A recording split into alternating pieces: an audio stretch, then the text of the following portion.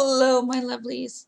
Ginny O here, the author with no last name, and Star Stable has put out their August 2023 blog where they're talking about the Mustangs and the tech and the player character. And this is going to be a very, very short video because really what I want to go over is I want to scroll down here and I want to go over the tech section, and I'm going to show you how you can find out if your computer will be able to run Star Stable Online next year, because they're telling us the important bit of information, but they're not telling you or anybody precisely how to find out if your computer can run it. So what's going to happen is one day a whole bunch of kids are going to get on their computers and their computer is going to update SSO, and then they're going to be like, sorry, you can't play anymore.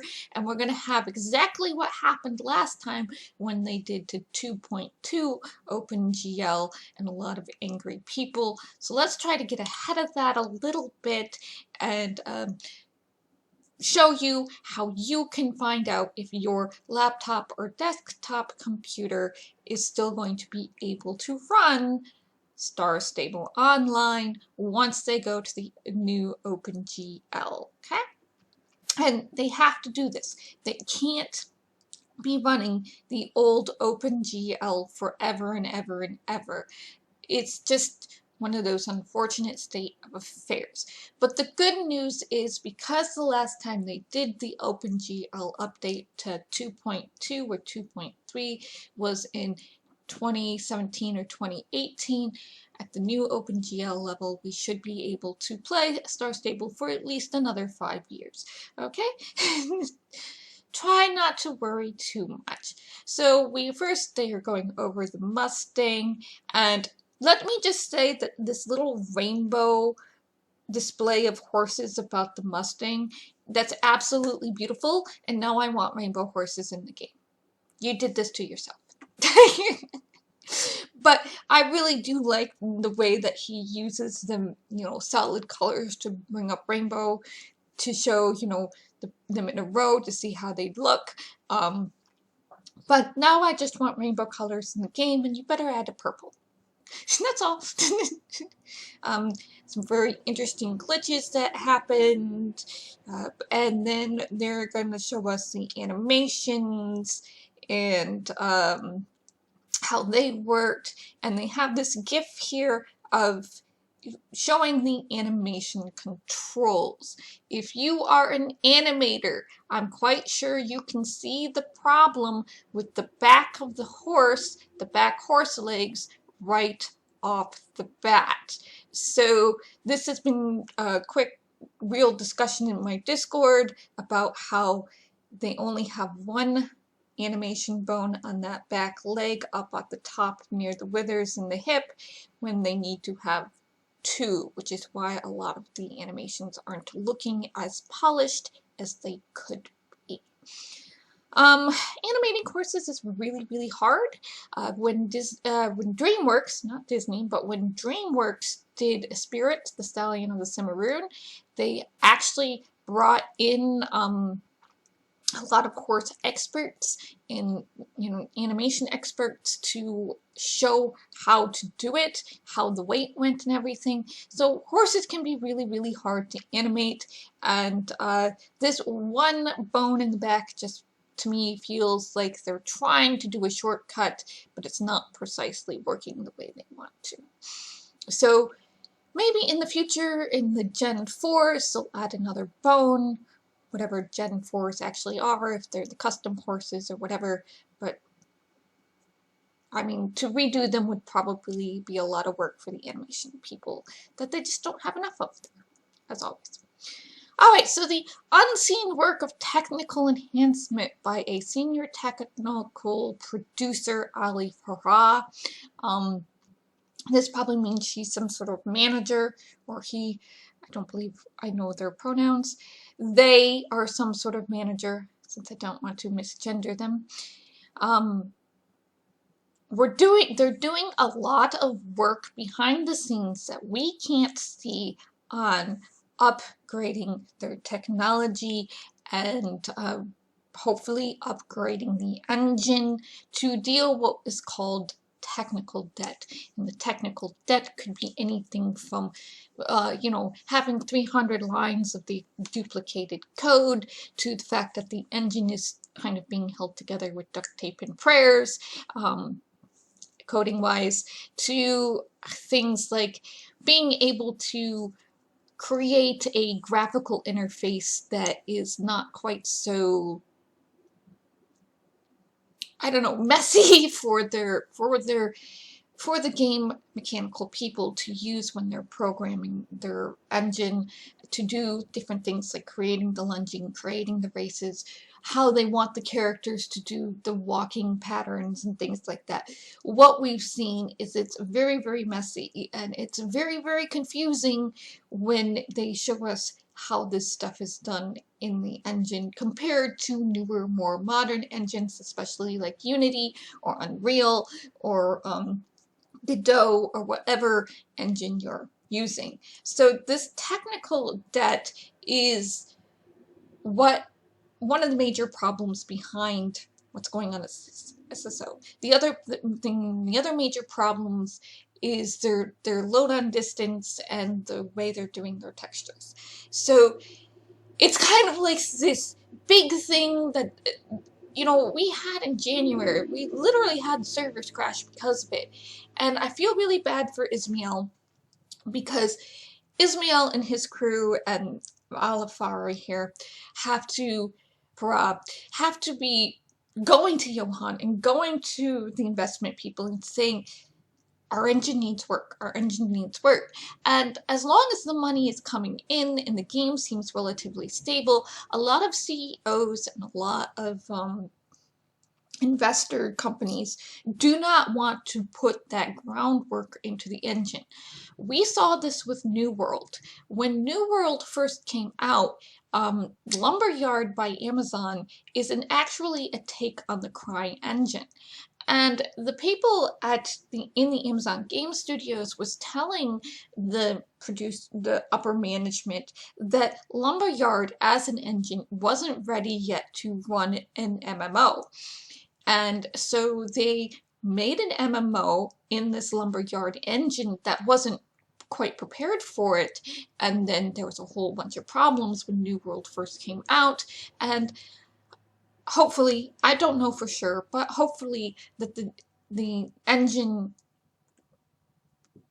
programmers at Amazon have been able to go back and fix Lumberyard to make New World run better. I mean, it is pretty obvious to me that New World, when it came out, was not ready. I mean, they didn't even have all the buildings that they wanted.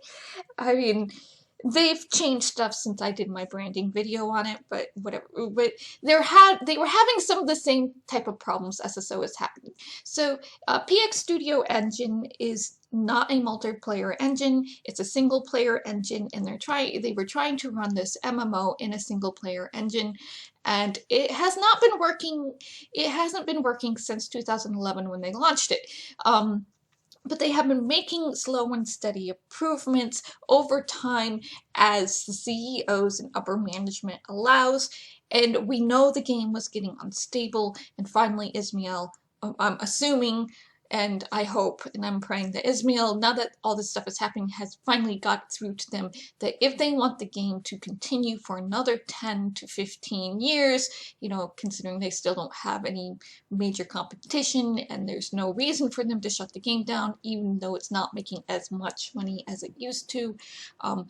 If they want the game to be able to continue running, they have to deal with the fact that the engine needs serious upgrades in order to be able to do things like have a lighting engine. They're not going to have Nanite like Unreal Engine 5's Nanite, but they can at least get the engine up, the lighting engine up to something a little bit more modern. So they can have weather effects and stuff. So this involves a lot of what they call refactoring the databases, and like I've gone over, it's like they're making new brains. Your engine is a big brain, and it's accessing little brains to do different functions. So that they need to sector off these, different functions into different brains, so that the big brain can get to those functions faster, because they can, they're not wading through a whole bunch of memories to get to them. They can just, take this little shortcut, and there's that memory. It's like, you have a scent memory. You have this scent like of an orange, and you smell that orange scent, and you know what an orange looks like, and it comes up into your brain if you see things that way, or you're like, oh, orange. That's kind of what it's like. So they're creating these really quick pathways so that, the racing system for cross country is in one pathway, and the racing system for dressage will be in another pathway. And hopefully eventually maybe they'll be able to do shards in the, which is kind of like, if we have a server and you're at Steve's farm, then inside that server there's going to be different kind of like quote unquote layers of Steve's farm, where you only see so many different players. So you go to Steve's farm and you're going to see less than 50 players. Even if there are 100 players technically on your server and at Steve's farm at the same time, you're only going to see half of that. So maybe they'll be able to implement a shard system one day, which will take a lot of strain off the servers and a lot of strain out of Silverglade Village, whatever. But they still need to work on their LODs, and they still need to work on their textures, and and things like that. And that's part of the technical debt too. But what we're working on now is they are supporting OpenGL 2.1, which was released in 2006. It's a really old graphical user type of interface for you that is running on your computers for your graphics card to work. Okay, and they have released 3.3, which was the 3.3 was released in 2010, and they put that out I want to say that was the 2016-2017 update. So they instituted that 5 years after it came out, and they were able to run that for a good 5 years. But now they want to use 4.3, which is released in 2012 as the minimum. And so what they're saying is, we're releasing it on Android, so if it doesn't work on your computer, you can now use your Android device and play SSO on your phone. Okay. Maybe you don't have a phone or tablet or, a program or enough data to run SSO off of your phone. Let's be honest. If you're running an old computer, it's quite possible you do not have the most up-to-date phone, too. I mean, my phone's a couple years old, or, actually my phone's like a year and a half old, and but my plan is like 16 years old, so I don't have unlimited data. So if my computer can't run SSO next year, I'm just done with SSO. I'll just go play the autumn games over and over again whenever I feel like running around on a horse, or I'll find a different game that I can run on my computer. So, and OpenGL is not about what Windows OS you're running. It's not like Windows 10 or Windows 11 thing. It's about your graphics drive. What graphic driver do you have, graphics card and graphics driver do you have on your computer? So this is more kind of a hardware and software issue, and not just a software issue, okay? If this was like Windows 10 issue, I'd say just go update your computer to Windows 10 and you should be okay. But this is actually a graphic card hardware issue. So what we're going to do is we're going to hop over here into my Firefox Open tab page when I'm using Google, and we're going to go doesn't like it when I do that. So we're going to go open, oh no, it wants to do it up here on top. I don't know why. So it wants to do it up here on top, so you get to see my desktop for a second here. So we're going to do I already have it, OpenGL for Toshiba Satellite S55. So that's my computer, that's my laptop. And what we're going to do is we're going to search, and it says you misspelled satellite. That's okay. So the first thing that pops up on my on Google is this website called IceCat.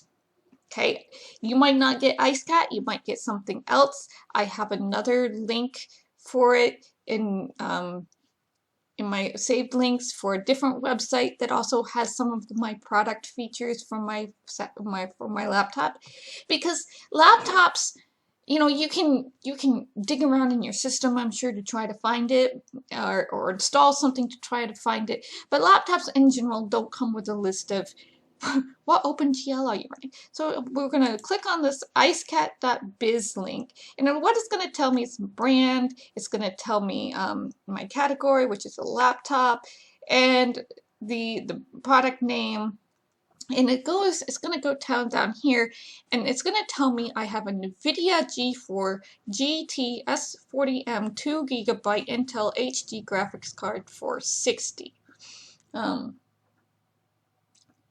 I think my other one said 700. I don't know.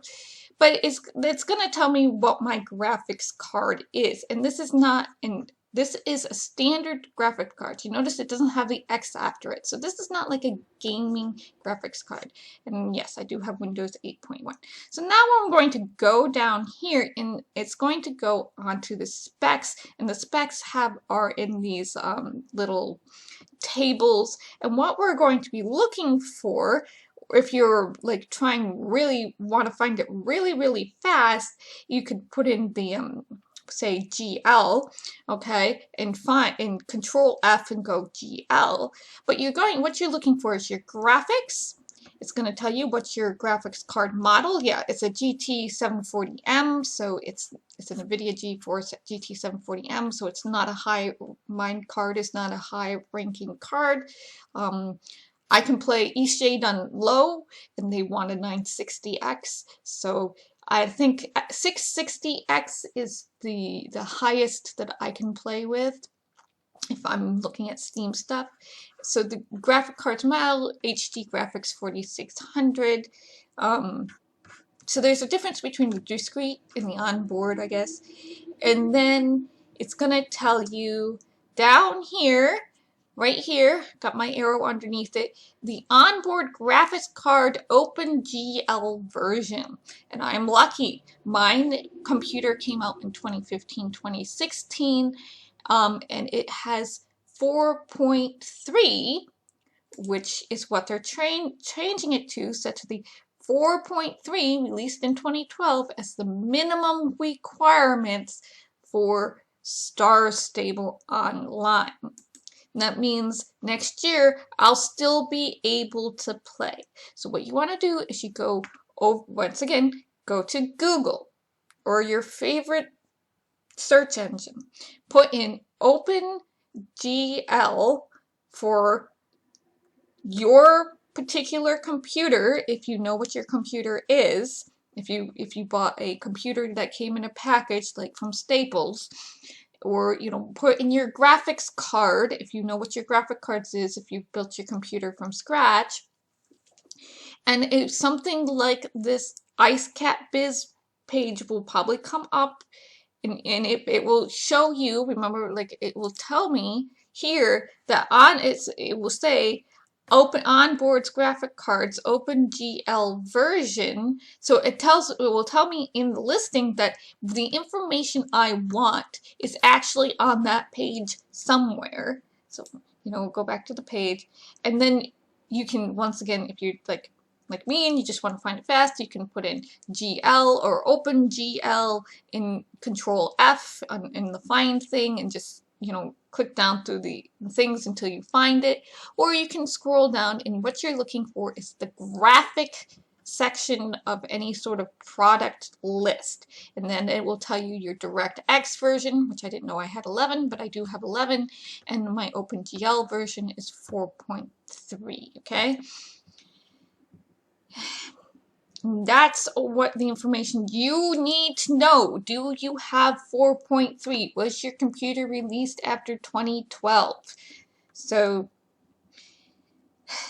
Don't rely on your Android device type of thing. Okay, so what are they going to do with this? They are going to try to reduce lag with this. So a lot of reducing lag is, being able to extend their render distance and be able to have their load on distance work. And what their load on distance is like you take a building or a tree and you reduce the number of vertices, aka polygons, in that tree so that there's less information for it to load. So in old games, what you would first see is like a 2D picture of a tree, and then it become like this tree that's like a lollipop, and then once you got close, you would be able to see the individual branches and leaves. That's what the load on distance does, and their load on distance right now is not really that great. And it also applies to the textures. So the textures, when you're really, really close, are really high resolution and have lots of pixels per inch, and they're a lot of information. So in pixels, but when they're far away, you don't need that many pixel information. You could have a web-ready 72 pixels per inch type of JPEG loading up when it's really, really far away, which makes it a lot easier on the computers. The other thing is if your camera doesn't see it, the engine is supposed to either put things into like T-poses, or it's supposed to get rid of it altogether to create an ease on your computer. So what they're hopefully going to be trying to do is figure out how to get the load on distance to work better, and the render distance work better, which they can do with 4.3 to make a more stable game, okay? And a game that does not lag as much. And what would be really helpful to do this is going to be areas like Silverglade Village, Jarlaheim, the mall, well, not the mall, but Jorvik City, any place where you've got a lot of buildings or you've got a lot of trees, wildwoods. People are get annoyed because they see the little trees popping in. Well, hopefully this will be able to fix it. So we're going to get a new UI. All the new UI, as I said before, is a placeholder UI. So we're going to get new UI. It's going to have a new theme, new colors, whatever. We don't know what it's going to look like, but hopefully they have more than one UI person now. And and then they want to start adding things like a weather system. What weather we've got is like really weird. It's kind of like a load thing, and it's an instance thing, and it looks really, really gray at times. And it looks like, just strings coming out of the sky. They're going to be able to put in weather and, do more with layers like the winter layer. So hopefully maybe that winter layer is just a placeholder and they'll be able to do it better. Okay? A better lighting system. It's not going to be nanite, but it will probably be better than the, textured Guild Wars 2 type system we've got now. Clouds. Okay? Changing day and night. So, better changing day and night thing. Maybe they'll actually be able to reorient their sunset and sunrise and put it in the actual way instead of east to west instead of north to south. Or is it? It's south to north, isn't it? It's very, very weird. But if you watch it, it's been that way since Star Stable Autumn. I mean, I haven't played Starshine Legacy. I think Starshine Legacy had set times of day that they were playing, but in Star Stable Autumn, they instituted this day and night system, and it's always been south to north. It's hysterical. If you're watching how the sun, quote unquote, is going through the sky, where the major light system is, because we don't really even have a sun or moon. So hopefully they're going to improve that. I said I was going to make this short, and now we're hitting 24 minutes. And then the last part was about the character update. So they're going to be introducing new clothes.